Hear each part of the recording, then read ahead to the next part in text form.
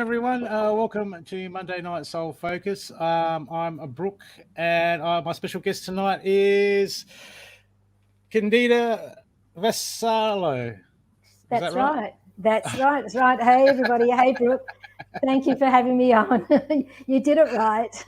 Okay, I was fine before. I said it before, and then as soon as it comes time to say it, I'm like, that's okay. It's all good. Lovely house you've got there.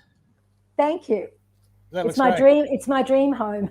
Okay, it's my virtual dream home. Oh, lovely. So tell us. People, don't forget to share us out, by the way. That would be much appreciated. Candida, can you just tell everyone about yourself? What it is that you do? Okay, so I do a whole range of things. Like, so I'm calling myself a multimodality therapist. Yep. Because it covers everything. Because it's I started off obviously just doing one thing. I started in this work around 30 years ago, and just started off with doing massage, and then massage led to Reiki and reflexology, and one thing led to another, and so I'm doing like I do a range of therapies, like acupressure is a big part, lymphatic drainage. I'm a theta healer. I'm a hypnotherapist. I can use that in my therapies, and spiritual life coach.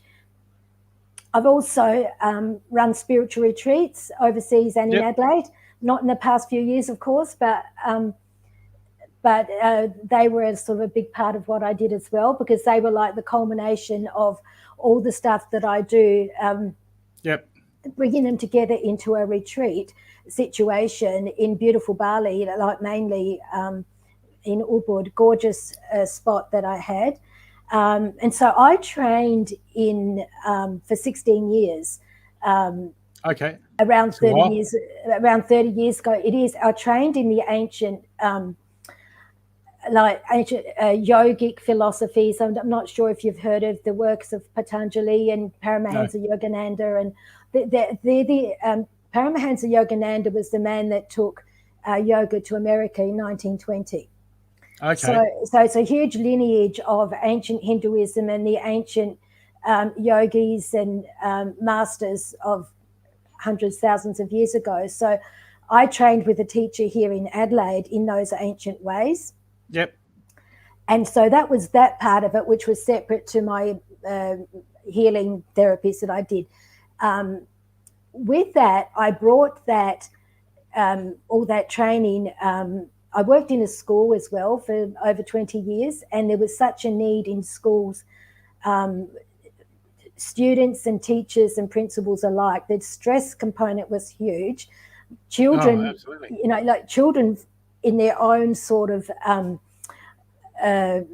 stuff that was happening in their lives, and then teachers with the accountability, and they're trying to cope with that, and then you've got sort of the ladder goes up, and so I was seeing children self-harming quite badly, and I was also seeing my friends, teachers, becoming really ill with cancers, like in a short space of time. They were and dying, like in a short space of time, 3 or 4 of them, And so I thought, oh my God, there has to be what can I do? And so from that, I started to design programs for children. Okay. In schools, and then I designed programs for teachers to teach the teachers to do the programs with the kids in their classroom. And I spent many years doing that, and all schools in the southern area of Adelaide, training teachers and principals alike and students. So I did a lot of work in that regard. That was very rewarding work. It's all rewarding. So that was that component. And then in the middle of all that, I started my Bali retreats and my retreats in Adelaide, which encompassed the yoga. So I'm a yoga teacher as well. So but my yoga practice stems from the learning that I did with my teacher all those years. And so with my the asanas, the physical yoga, I bring in the spiritual component to that, and try and stay as true to the to the original yoga as possible, at the same time working with people's needs and ability levels and ages and all of that kind of stuff, you know. Yep. And so then I expanded into into the hypnotherapy and the life coaching and stuff. And I feel like I'm still expanding. Not quite sure where I'm expanding to right now. I've got an idea. I really want to use more of the spiritual life coaching, because what I see is that the coaching is a big thing these days, and that's great. People need direction and stuff. But a lot of that is from the mental aspect. And so what I've noticed was that people may have all the information as to how they can be where they want to be, but often it's the self-confidence or the self-worth that's not there, and that's what prevents them. But they don't realize why am I not getting where I want to be. And so with my other experience and knowledge and information that I have of the mind-body connection and the spiritual, the soul and all of that kind of stuff, I would sort of work with that as well as the mental, bring it all together, because I've always worked as a holistic therapist. Yep. So I don't ever treat the body only. And so that's where I really want to go, because I think that's where the need is now, that people need to integrate the mind, body, spirit aspect and work as one, and the heart and the mind connection. I work a lot with that. So yeah, I don't know. So that's, well, I guess. It is so important. I mean, especially like you say with the coaching, is if some people haven't got a mentor, they really need someone, just even someone that's more advanced, or been through a lot of stuff and had a lot of experience, but just to get that that like an outside perspective on what they're doing, because I mean we tend to be so biased on ourselves. It's hard to know to know what you're doing. I think everybody needs a mentor of some sort. Yeah. I was so grateful to have my teacher at the time. Yeah. I don't have anybody at the moment. I would love to have someone at the moment, but I guess when the teacher will appear. But then I'm finding a lot of, through this pandemic situation, YouTube has been amazing there's so much quality content. And there's so many really elevated people who want to give and share. And so I've learned a lot through that. So that's been an avenue that if you can't get anywhere, at least we can do that in our own homes, Oh, online's amazing. Like in the old days, you had to go out and buy a book. And if you didn't know what you were looking for, it could be never ending. So you started with yoga. Is that where you started all this? No, I started with massage. Like I call myself a bit of a late bloomer, because it wasn't like I was doing this stuff from when I was young. Like I started when I was about 40, and but I've always had this kind of connection to. I went to a Catholic school, but it's not about the religion. I always had a connection to the masters, the angels and masters. I always had this really strong connection there, which wasn't really about what I was being told in the school. It was something that I always felt. So I think I carried that with me. But when I was around 40 is when I got started into the massage. And it was through that other avenues started to open up. Like I became aware of energy healing. And I don't know if you've heard this lady, I think she wrote this amazing book in the 70s. It's called Hands of Light by Barbara Brennan. It's a classic. It's a real classic. And for those times, because she was a scientist, so it was really brave of her to bring all this energy healing out there. And that was one of the books that was probably one of the first major books that I read around that. So that was around about when I was 40. And then I started to learn about the breath and the importance of the breath. And it was this book. Again, this book was written probably in the late 1800s, early 1900s by this Swami somebody. It was called The Science of Breath. And you can still actually get it. I think it's a tiny book, or it might even be an audio book. They can still get it. the science of breath, and I started to read about and started to learn about how breath is a science, you know. And then there's this other thing about thoughts are things, and I started to understand about thoughts being energy and how they are actual things, you know. So that I sort of started in that, and so the yoga came a bit later.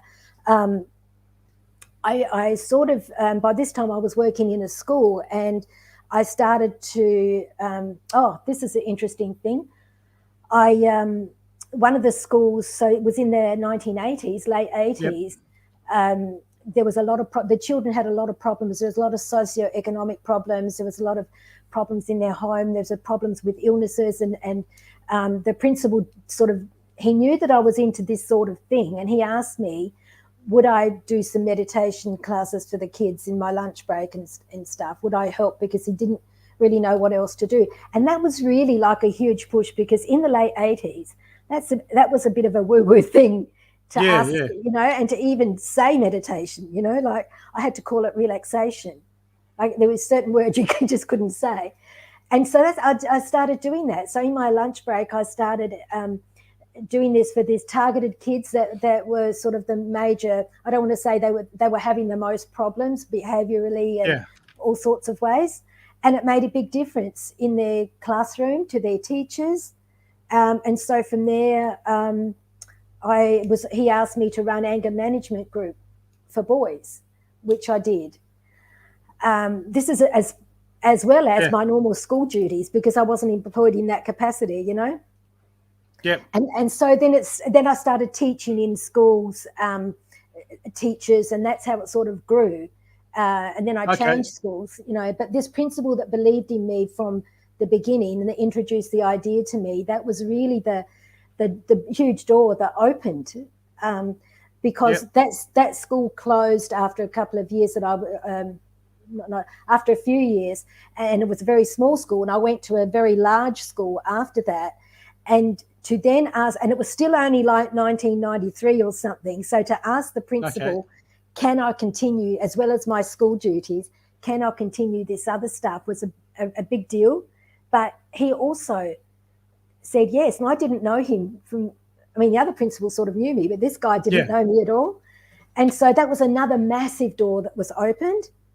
And through that, I was able to bring all this stuff into the schools and to the teachers. And at the same time, I was building my own business. Yep. So I don't know if I've sort of said a whole bunch of stuff there. No. Yeah.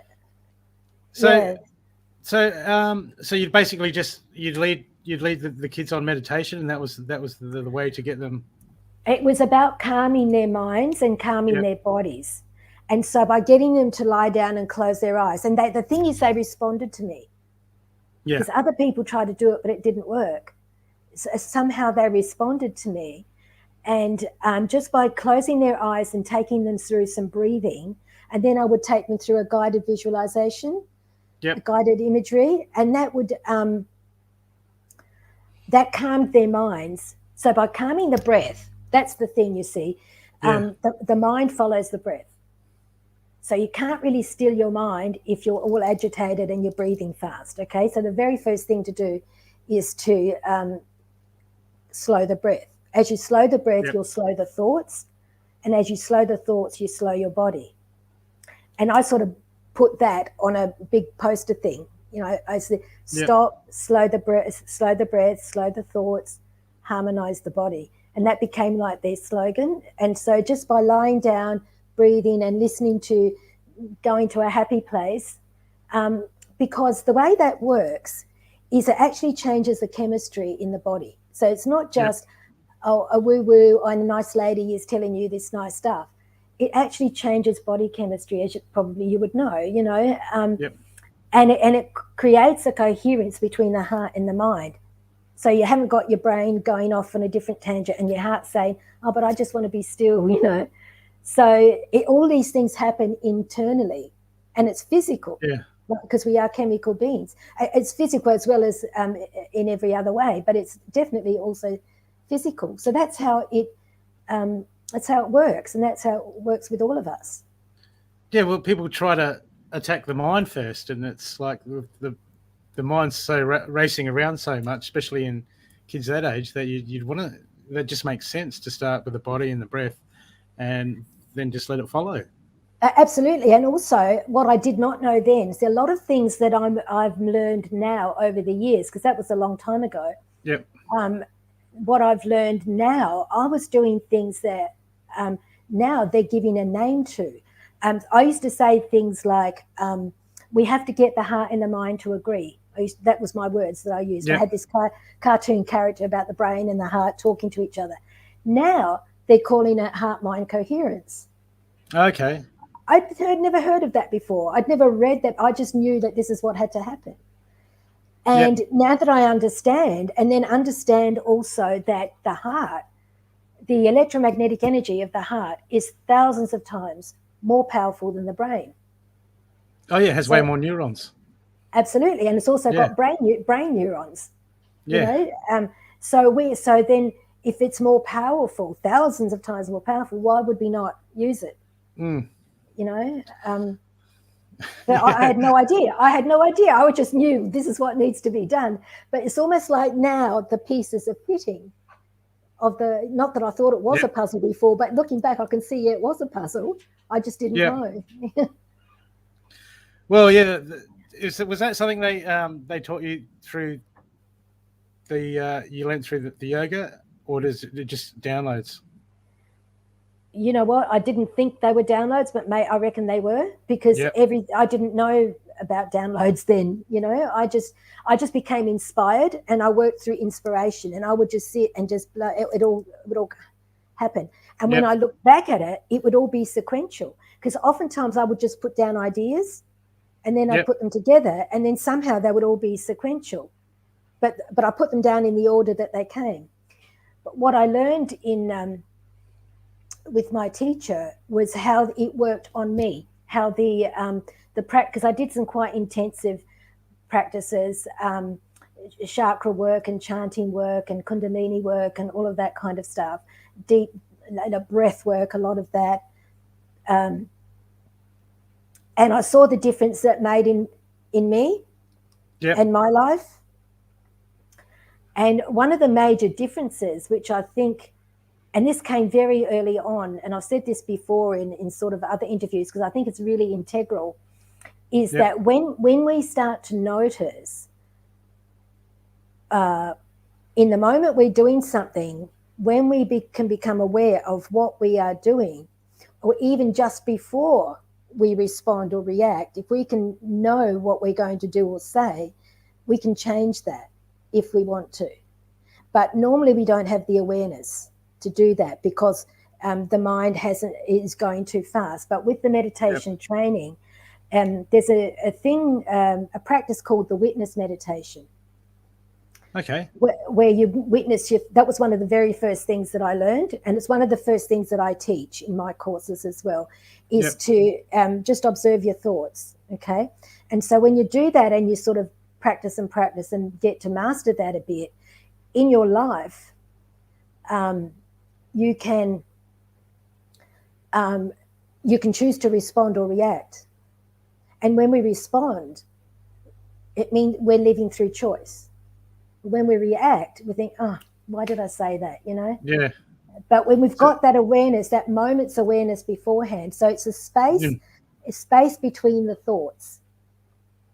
That's another meditation, watching the space between the breath and the space between the thoughts. So the practice of those showed me the changes in myself, in my life. Yeah.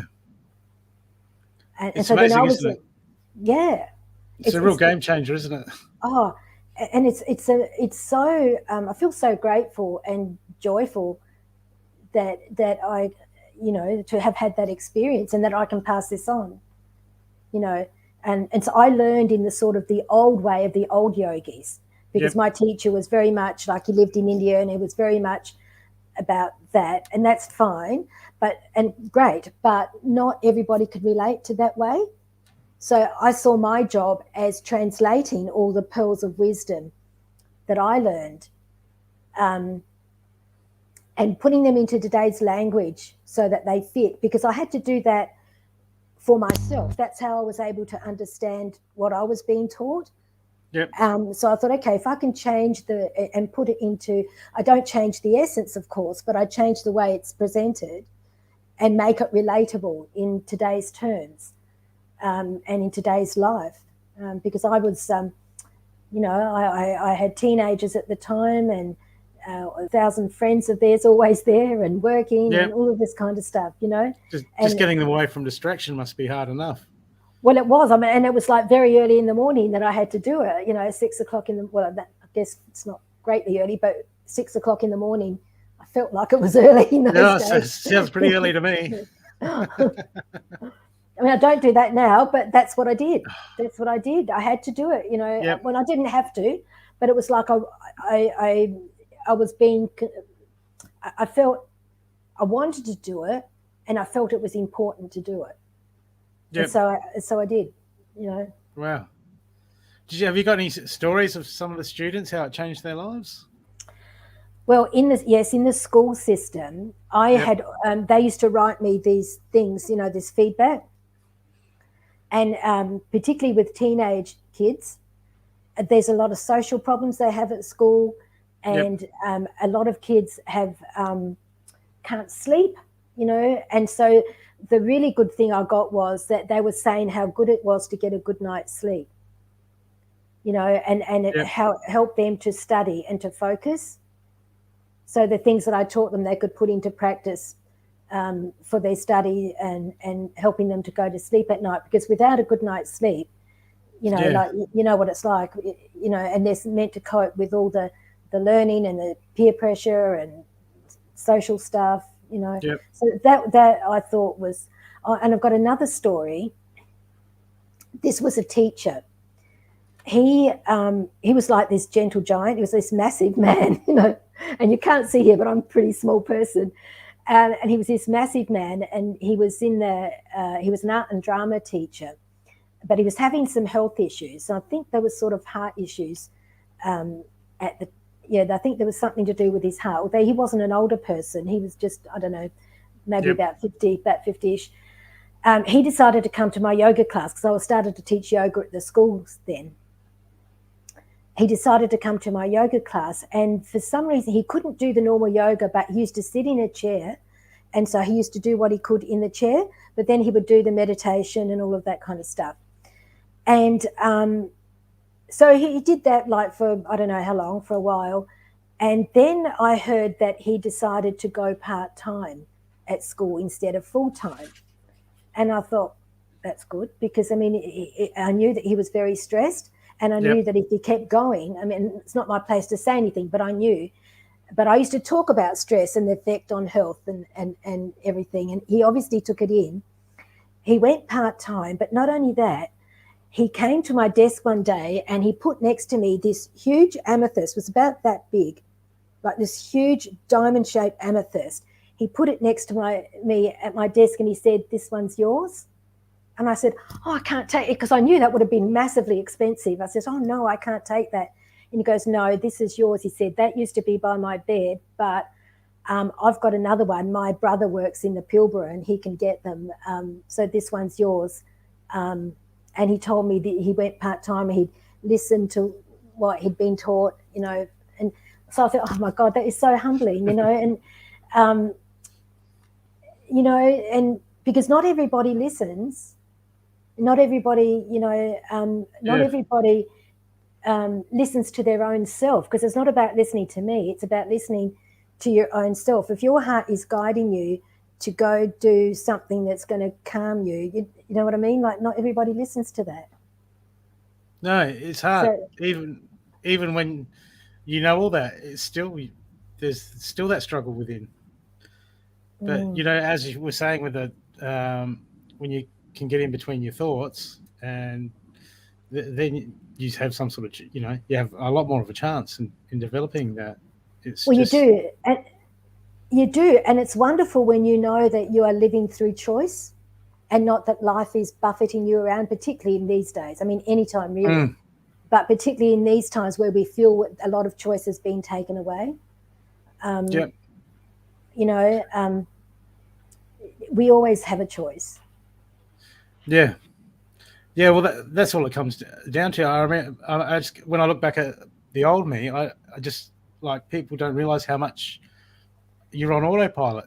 You have a few choices, but you're basically almost like a victim of your own circumstances. It's just from the mind, and it's just so amazing to be free. It's so powerful to be free of all that. Isn't it? Yeah. Yeah. It is. It is.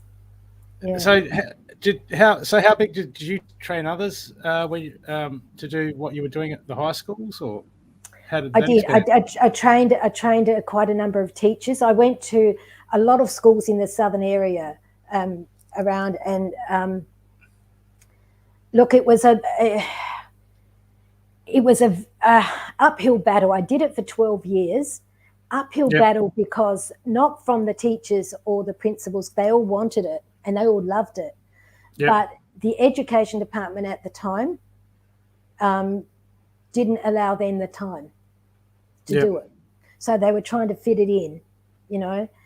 But then even in their classroom, the time wasn't there because there was so much the curriculum they had to do. Yeah. So I devised this program, a 20-minute program, because I thought 20-minute was doable at the start of each day, and I called it Heart Matters. Yep.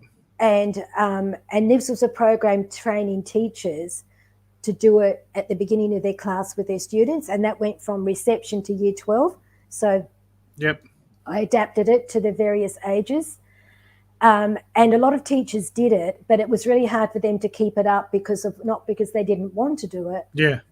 but because of the time thing. And so I was always pushing against this, hierarchy of the education department, who really didn't understand at the time. I'm not saying they weren't well intentioned, but if you're not on the ground floor, you can't know. Do you know what I mean? And they're making decisions. The whole system. Yeah. And so I could see that, and I knew, you know, so after 12 years, that was when I decided also to leave the school, and because at the time I was also running my own business part-time. Yep. So that was that in spiritual? about, sorry? Was that a spiritual business? Yeah, it's my health business that I do now. Oh, yep. So, you know, that encompasses all those things that I said. Yep. You know, starting massage, all those treatments and all of that, and the yoga teaching. So in about 2010, I decided to resign from the school and just focus on my own business. And so I let the children's stuff go. I'm really sad about that, but I was like a lone ranger, you know. Yeah. There was nobody else, you know, at all. It was just me. So I had to let it go because it wasn't really happening, and it wasn't did. feasible. I just couldn't keep doing it, you know. Well, we can't, as much as we'd like to save the world. Yeah. So with your business, with your private business, how did that take off? So I started that when I was like around 40-ish as well, and it just started with massage, just doing a bit of massage, you know, a couple of weeks, that kind of thing. But I was still working at the school, still had my family home, all of that. So then so while I was still at the school, previous to 2010, that's when I started my spiritual retreats in Bali. Yep. And then around 2010, I left the school and just focused on my business, and that's when it grew more. So I found people coming to me. Not rarely does anybody just come for massage for some reason, and I didn't advertise myself as anything else then. Yep. I don't think I even had a website. People were coming to me for other things, you know, like even like marriage issues, and I thought, oh, that's a bit, what am I going to do about that? But then I thought, well, you know, you can help in some way, not necessarily with the marriage thing, because I always took myself away from what they said the issue was and just focused on the person. So I would ask, I had this person that, this guy that and it was a family friend. So it wasn't a friend of mine, but it was a friend of one of my family members. And I did have marriage issues. And so I thought, okay, I'll just see. And I just asked him, you know, what are you feeling right now? And before I knew it, all this stuff about his father and his childhood was coming out. And it all led to him feeling like he wasn't good enough and all of this kind of stuff. And that was translating. I mean, I won't go into detail because I don't want him identified, but that all translated into how he was behaving in his marriage. So by me helping him with what his, because pretty much everything starts in childhood. I know other stuff happens too, but these deep-seated decisions that we make from a child's worldview generally start, from 0 to 5 to 7, something like that. Yeah. So by helping him with that, it actually helped greatly in the marriage thing. Like he got back with his partner and I thought, oh my gosh, that's like, that was mind-blowing for me, because I was in two minds about, well, should I see this guy? Because I don't really, that's not my role, and I'm not a marriage counselor. But once I removed my thinking away from what he said the problem was, because it's often not what we think the problem is. When we say this is what's wrong, that's usually the end manifestation. It's usually something else, and so that's what I do with people. Like I always ask, no matter why they come. One lady came. She said, "I'm so stressed out. I just need a massage." I said, "Okay." Now most people say, "Okay, help on the table, give you a massage." And I said, "So why do you think you're stressed out?" Well, that question, everything came out. There was all this stuff about the husband, the children, and her parents, his parents, and there was so much stuff. Now I'm smiling about it, but it was quite serious stuff. Like, there was an autistic child involved. There was a whole lot of drama there. But all she said was, "I just need a massage because I'm stressed." And normally that would be enough to say, "Okay, hop on the table." But I didn't, and I didn't plan this. It just happens, and I said, "So why are you stressed?" And all this. Then we started working on the issues about why she was stressed. Then we did not that day, but then in other appointments we did hypnotherapy.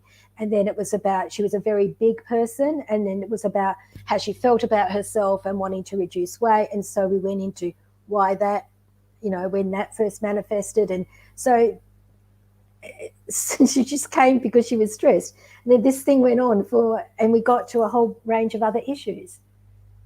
So it blows my mind with this stuff, It's amazing, isn't it? When you people, I tell people all the time, go and do some inner child work, and people are like, "Why? I haven't got any trauma." I say it doesn't always need to be trauma. It can just be to the way you reacted to something, and it's shaped your thought pattern for the rest of your life. And it's so underrated sometimes. Absolutely. So I think we make decisions as children. We decide, okay, that's not okay. I'm never doing that again, or I'm not going to feel like this again, or it's, you know what I mean? I think we make decisions, and it's these decisions, I think, that are really, subconscious level and quite deep seated, And I'm surprised. Well, not surprised, but it's hard to see that society hasn't really picked up on this to start healing people from an early age. And imagine what society would be like then. That's why I wanted to bring it into schools, because I could see that we had this responsibility for our next generation. But I'm doing what I can with my grandchildren. Yep. I've got 3 beautiful grandchildren, and they're interested in Given up on the kids, have you? It's too late for them. No, I don't want to give up. Look, I just can't insert myself in the school system. I could do it then because I worked there under a different capacity. Yep.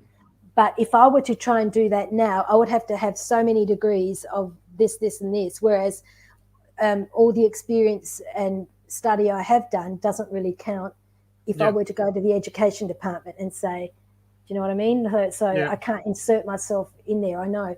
But while I was working there, under a different capacity, I was able to do it.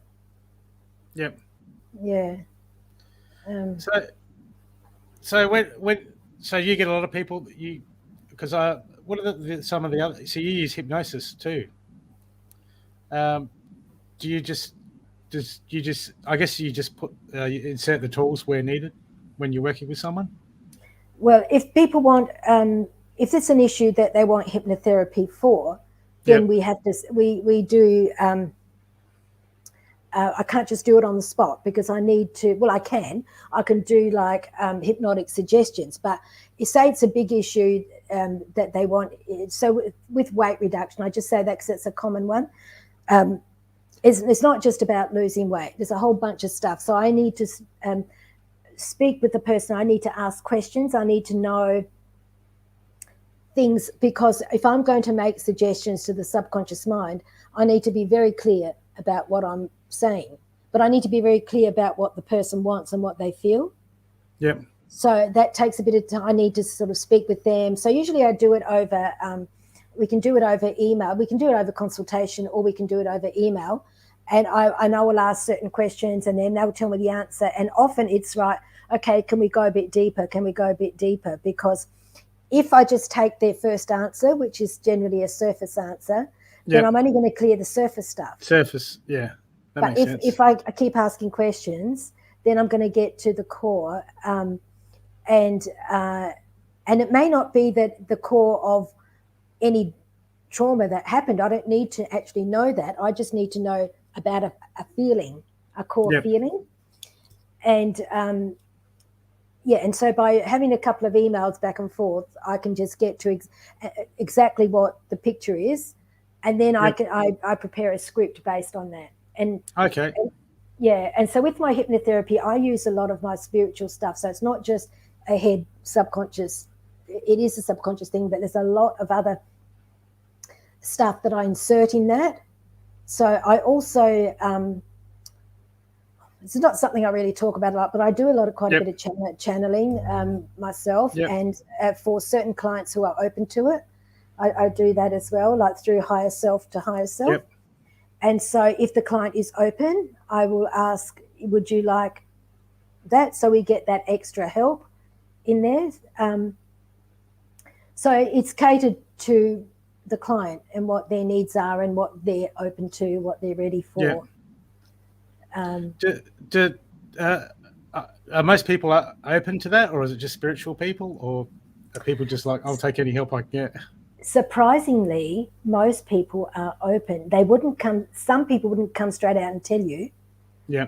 But when I say, sometimes I get this thing, I've got to tell this person this. I'm thinking, oh my God, how can I tell them? No, you've got to tell them. When you get the thing, that you've got to tell them. So I say, look, I'm getting this message that for example, this lady came and her brother had passed away. Now I don't know the brother, never met the brother. I didn't know he'd passed away till she told me herself, And I said, look, there's a message. Would you like? You don't need to, but if you would like to, and oh yes, So she did want to know.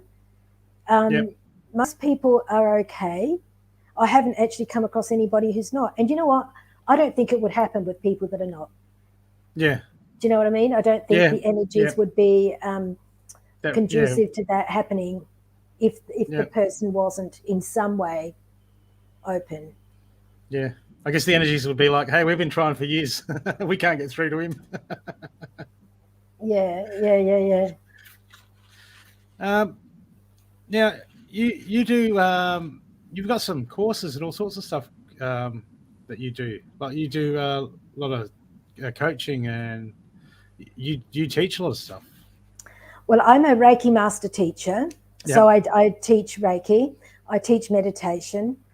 I've actually got a course that went live a couple of days ago on udemy.com. And that's been a passion project of mine and really close to my heart.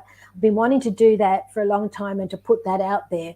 And what I did with that is that I've sort of brought together all the stuff that I learned from my teacher over all those years and combined it with my personal experiences and experiences that I've had with other people, and put it together in an easily doable and quick way to learn not just how to meditate, but the background to it and what it actually does for our body, our mind, like what it does for our longevity, what it does for our health, because it does everything that happens to us is in response to our mind. You know, it's like every thought that we think, so every cell in our body, and this is measurable, so every cell in our body responds to every single thought we have. Now, if we have a stressed thought or a sad thought or angry, whatever, so trillions and trillions of cells all shrink and contract. But if we have an uplifting thought or a positive thought, a happy thought, then they all expand. So just knowing that, because when we're constricted and if we're tight like this, then we can see nothing's going to happen, you know, nothing's going to flow through us. And when, you know, we're not happy, we're all, you know, we feel awful. But when we're open and expanded, then we feel good. And that's just not an accident. As I said before, we're chemical beings. So what happens when we're expanded and open, all the good feeling hormones of the, you know, the oxytocins, the serotonins, dopamine, they all flow, and they're what enhance the health and vitality and longevity and the, you know, even reverse aging as such, you know, because we can do that. That's another thing. I'll have some of that. Well, we can do it. It's all in our hands, in our minds, really, and our hearts. We can, because we age quickly, mainly due, I would say, due to stress, hugely due to stress. I mean, it's environmental stuff too, but hugely stress. And I would say that 99% of our illnesses are due to stress. I know I've met people like friends, and then you see them 5 years down the track and they've been through a lot of stress, and it's like they age 15 years and you're like, absolutely. Yeah. Absolutely. And, you know, I used to see it in the schools when coming back from holidays, not just the 2-week holidays in between term, but the Christmas holidays, the longer ones, the difference in people's faces just over that 1 month. And then within a week, it was gone. You know, they were relaxed. It's the stress. It's the stress. So where was I going with that? I was talking about Udemy course. Yeah. And what and how I explain in that, because there's so much wonderful stuff available online that for free, you know, wonderful content, and you can just press a button and you can meditate, and that's great. But there's no teaching or understanding of why you're doing what you're doing. Yeah. And so I give the understanding behind it and the background, where it all came from, and that's what I was getting to, the effect of how we can have the best life just by knowing some of these things, you know. And I linked, there's a module in my course that I linked neuroplasticity with meditation and epigenetics with meditation. Because it's about the internal environment. You know, our genes. Now, I'm not a scientist, so I won't go into, but I've studied quite a bit about epigenetics, and there is a lot that you can find on epigenetics and meditation in how, so our genes, just quickly, our genes, it's not set in stone that if our parents had something that we're going to get it too. The genes switch on in relation to the environment they're in. So if the cells in our body are in a stressful environment, so if we're stressed, then chances are that gene will switch on because he's not getting all the health and healing. And meditation is what slows the mind, slows the heart, slows the body, allows the regeneration.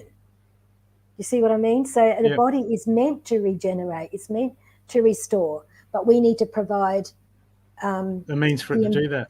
Absolutely. And so in this course, I give all of this information as well as there's many meditations that one of the things I did in the schools, I created meditation CDs in those days. And so I've created a lot of meditations, and in this course there's a lot of meditation that I talk the person through. So that's why it's been really close to my heart, this project, and finally to have it up and running, because it's been like the culmination of like many years of work that I've done, and just passing on in a quicker way rather than spending 16 years. Yeah. Yeah. Well, that's it. Because like I'm always telling my viewers to, if you don't know what you do, just go on Udemy. And because like you can go on, you know, it's like you can go on YouTube, but you can't always piece it together. Like, okay, yeah, I can do this and I can do that, but you don't always get why. And when you do like the courses like you're talking about, and your course, so when you can piece it together, you can get so much more depth and understanding, and that can just help you to put more intent, and it can just be a lot more powerful. Well, but also what it does, it helps you to know yourself, because when you learn why you're doing something, then you could notice in your life the effects that it has, and you get to know yourself, you know, and when you know yourself and understand yourself better, you understand other people better. Yep. You know, and then that opens a gateway for compassion. Absolutely. Massively. You know? Yeah. So there's so many links, you know, within all that. Yes, it's great. I'm going to get your course, by the way. Oh, I've got heaps of thank Udemy you. courses. Yeah, I'm going to try it. Absolutely. It sounds great. Well, you can be my first customer. You know, look, I only went live, like I said, 2 days ago. So yeah. Oh yeah, because people are like, oh, how many people have done it? And they look at it, oh, what's its rating? Or I don't know. Well, it's only new. Oh yeah. I know. It sounds great. Like just getting more depth into those, into all that is people don't realize how much a game changer that can be. It's, and you know, like I know, and like I think that we're meant to be here. This is what I believe. First of all, to really know who we are, you know, to get to know who we are, but then to be here in a healthy, happy way, and for as long as we can be in a productive, contributive, fun, enjoyable way. We can't do that without a healthy body. Yep.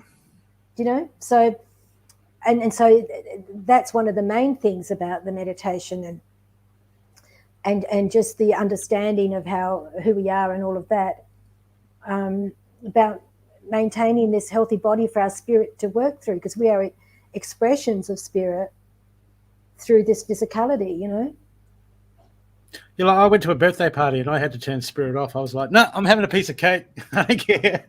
That's all right. Rainbow cake, go away. You can have a cake. There's nothing wrong. Do you know what? There's nothing wrong with having stuff. You know, I mean, if you had cake every day, then that would be an issue for your body. Yeah. But we're meant to enjoy stuff. That's what I believe. We're meant to enjoy things. Like today, I had my youngest grandson. He's just turned 7, and we went to the beach because the schools haven't gone back. Oh, you're in South Australia, aren't you? Yeah. Schools haven't gone back for the younger ones, you know. And so my daughter had this massive interview, and she works from home. So I said, look, and I had cancellations because everybody's home with their grandchildren, or they're in isolation. So I had cancellations. So I said, look, I've got time. I can pick him up and take him to the beach. And then we went. I took him for an ice cream, and then I had one too. And I thought, oh gosh, I haven't had an ice cream for ages. No, but you know what? I enjoyed just sitting there having the ice cream with him. And it's about whatever you're doing, enjoy it. Yeah. Because what's the point if you're not going to? You know? Oh, I enjoyed that cake yesterday. Good. Yeah. Just don't have another one tomorrow. Oh no, it wasn't at my place. Thank God. It's dangerous leaving a cake like that in the fridge. What's you do yoga classes? Are they online, or you do? Yeah. No, I teach yoga. I've been teaching yoga for a long time now. Well, no, it actually didn't start till I was like 51 or something, right? So about 20 years, and so I teach it at Hawthorne Community Centre. That's just down from Mitcham. Monday mornings, 10:30. I would love more people in my class. I've been trying to get my class to grow. You know, it goes through stages where there's a lot, then there's not, and then there is, and then there's not. But I would love to get more people in my class. So Monday mornings, 10:30 at Hawthorne Community Centre, and you don't have to pay anything up front. It's pay as you go. And I bring a lot of, not a lot, like my yoga class is a combination of the spiritual connection with self and your body, and then the physical benefits of that, and then a longer meditation at the end, which is more a deeper meditation. And usually that's pretty well channeled. I never know what I'm going to say, but everybody tells me it's great, so and it feels good. It feels great for me too. Yeah. So, and I love teaching yoga. I don't ever want to stop. That's one thing I haven't tried yet. Oh, well, then you can. Yeah, I should. Do you know, I need to. yeah, well, men, I taught this bunch of footballers once. Yeah. And because, like I said, I'm a fairly small person, they had these massive footballers and they thought, oh, yeah, this is going to be a piece of cake. Within 5 minutes, they were grunting and groaning and puffing. And it's because of the flexibility. It's not about the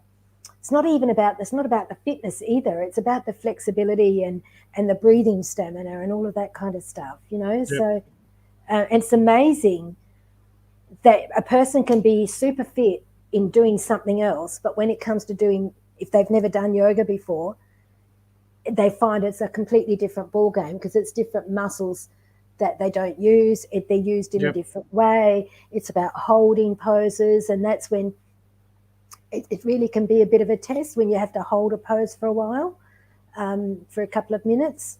But the benefits of that are huge because it works on your myofascial release, and it releases toxins and emotional toxins as well, that are stored. The emotional toxins stored in our muscles, as well as in our blood and all of that. But a lot because when anything emotional happens, we go like that, and then the thing passes, but this is still in there if we're not aware and if we haven't done something,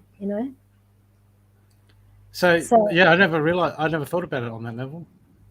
Yeah, it's so many levels to the yoga, and just finding the peace and harmony within yourself that unless you take the time to allow that to emerge, because it's not like it is out there somewhere. We've got it all, but we need to allow the time for it to surface. So we need to breathe to allow the oxygen into our body. We need to breathe to calm the mind, so the mind's not thinking, what am I going to cook for lunch, and just focus on yourself. And this is one thing I wanted to really say today. The importance of self-love and self-care. I don't think there's anything really more important, because when we are self-loving and self-caring, we are giving to ourselves. We're giving that energy to ourselves, right? And that energy is within us. When we interact with other people, we interact with our energy mostly, right? Yep. And what energy are we going to share with others? It's the energy that we have. But if we don't have that for ourselves, then we can't give it to others. We're going to give them something else, but it's not that love, care, compassion. Does that make sense? Absolutely. Yeah. Like you hear it all the time. If you want to help others, help yourself first. I know. If you can't help yourself, how are you gonna guide someone else to help? Yeah, but you hear that, and I used to hear it too ages ago, and I think, yeah, okay, that makes sense in my head, but I never really felt it then years ago. But what I'm saying is, with all this stuff now, I guess it's about embodying stuff. So I feel it's a knowing in my body. It's not just a feeling. You know what I mean? It's a knowing in my body that self-care, because I used to be, a lot of us are very giving, and it was all about everybody else, and I didn't actually think about myself all those, not because I was being a goody two shoes, but I just didn't think of it. It just didn't occur to me. But understanding now the importance of that. And I think it's about stages of life too, because, when I was a mother, I was a single parent for many years. So being a mother, and your time is occupied, your thinking is occupied with lots of other things. But at this stage of my life now, I have the time to allow whatever, for me, whatever, not that I look at it as for me, but it is happening. I don't look at it as for me to the exclusion of others. It's not like that. It's about timing and readiness and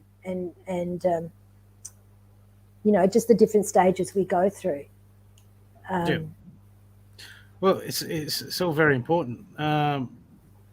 It's just even it's just so easy to get caught up in life, and most people. I mean, I went through my whole life missing all that stuff. Yeah. Not really understand. Didn't know any better. You just get into the mundane thing, and you don't realise how that if you can, once you start working on yourself, how much. It just gives you so many tools to help others. Just amazing plethora of tools.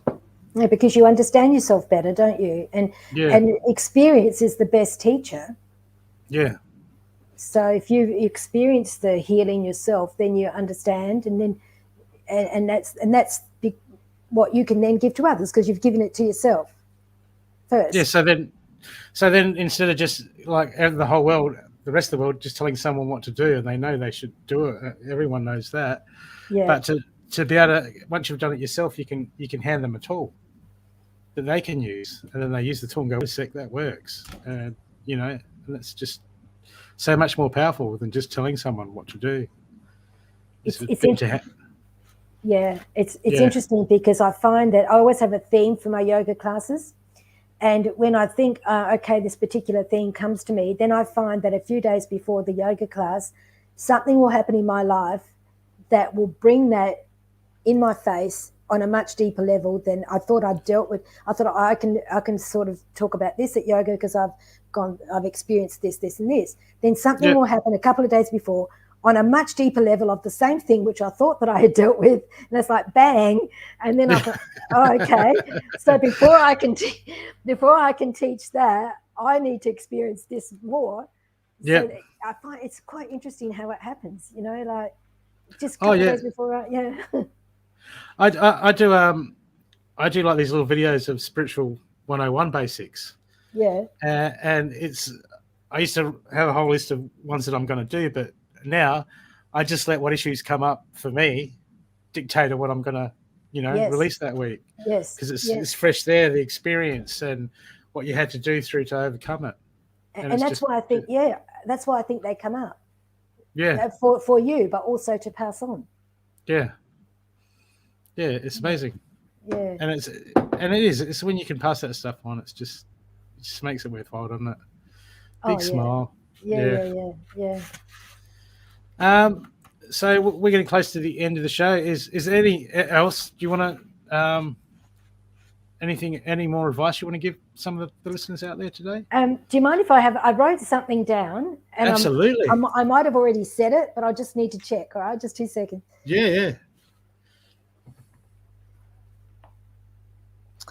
Okay, this was something that came to me.